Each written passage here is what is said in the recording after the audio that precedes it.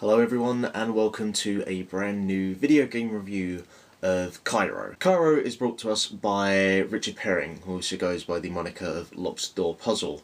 And Kairo is a abstract, immersive, first-person, minimalistic, experimental puzzle platformer type game. And Kairo is an interesting one because there have been games recently like Dear Esther and Proteus which have been more about this idea of exploration and more of an experience instead of an actual game. And that's because there is nothing to do other than explore the environments that are put in front of you. You can just pretty much press forward and off you go.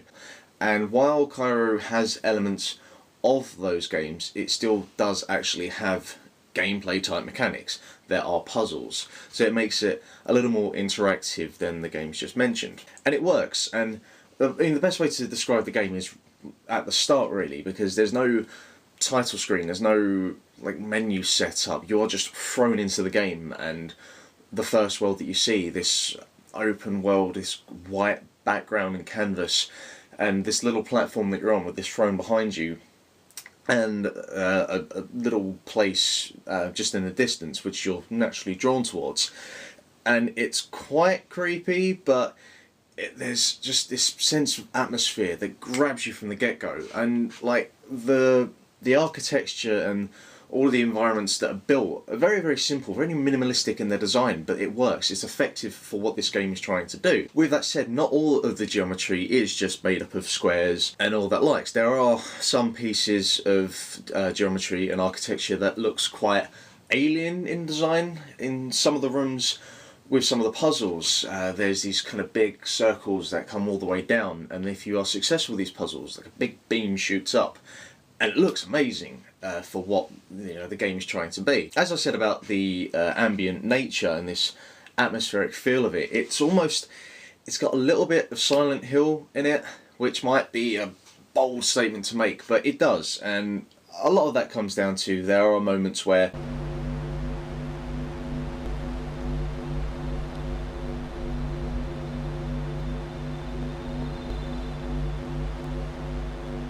there's this white noise radio static effect that is both audio and visual in the way that it's represented, and it's really creepy. It's very tense. With Silent Hill, the way that that was used was to signify that there was danger on its way or very close to you. With here though, there's no real sense of what the purpose of it is, which in some way makes it that much more tense because you're always on edge that you feel like something is going to jump out at you, even though there is no enemies in the game. And it's a really subtle effect, and I really like that. Something else that also helps with the atmosphere of the game, and along with just the overall environments, is the very, very vibrant use of colours. Each of the room has its own colour that either is a reflection of that environment, whether it be the room with the waterfall, and it's got a nice sort of calm blue tone overall. There's a room which is very reminiscent of the Spirit Temple from Legend of Zelda, and it has these nice palettes of orange and kind of a sandy feel to it. And then there's rooms like this, I have no idea how to describe it. It's like a forest, and there's this kind of deep red in the background, and then you come to a part. And this goes back to what I was saying about this very tense, creepy feel that was seen in stuff like Silent Hill. As you go up into this little platform, and then these windows pop up, and you see what looks like something resembling like the Hiroshima bombings, and you've got this static kind of going on in the background, and it's very, very scary and very tense. And again, as I said, there's nothing that's going to jump out at you. And the thing about Kairo as well is that your hand is not exactly held throughout, and there are both cons and pros to this.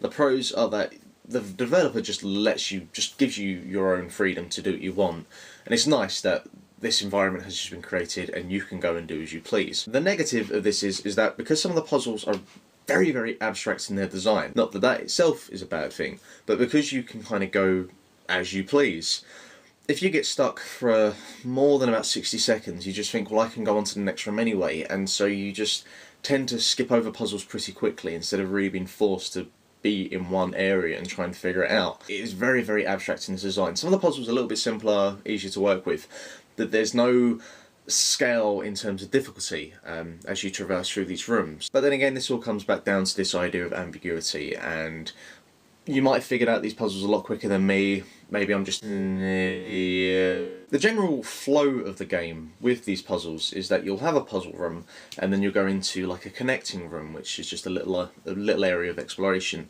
Then from there you go back into another puzzle room, rinse, wash and repeat. With the little areas that are for exploration though, I would prefer if there was just a little bit more that had been done with them. There's a couple of rooms which are really nice just to stand there and just look around and see what's going on, but there's not a lot that can be done. And you know, going back to what I said about Proteus and Desperate, and that these are games where you are just left to explore. Here, because it's sort of compare and contrast with the puzzles, I'd like it if there's a little bit more interactivity, if there was even just, not even a puzzle, but just a switch of something that gives you, you know, a sense of I'm doing something in this room other than just going through it. There are areas in some of these rooms where there are set pieces, or there little trigger points. One of the first rooms of the game, you see these arches come bowing over, and it looks really cool. Only problem is that when you sort of step back, they go back the way they came, and you know, it's a set piece. I'd like it to be set afterwards. It's a minor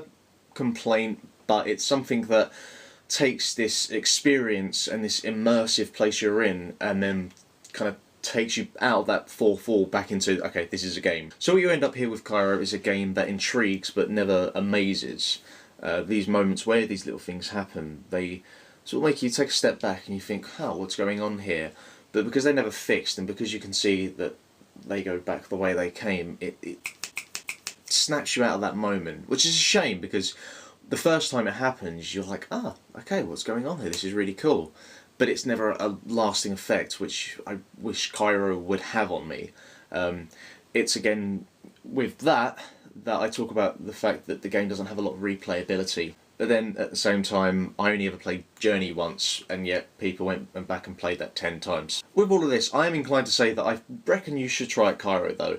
There are things about it that are unique. Again, visually, it has its own distinct flavour. Even though on first glance you might just think it's a bunch of cubes, it works for what it's trying to do. It's available on Steam for both PC and Mac. It's on a bunch of handheld devices as well, and I reckon you should give it a look. You might become frustrated with it pretty quickly depending on what puzzles you might get stuck on, but the moments you get past those and some other areas as well, the game really begins to open up, and it's a very cool experience. So I'm going to give Kairo a 7 out of 10, and I look forward to seeing more from Richard Perring and future endeavours. Until then, thanks for watching, bye.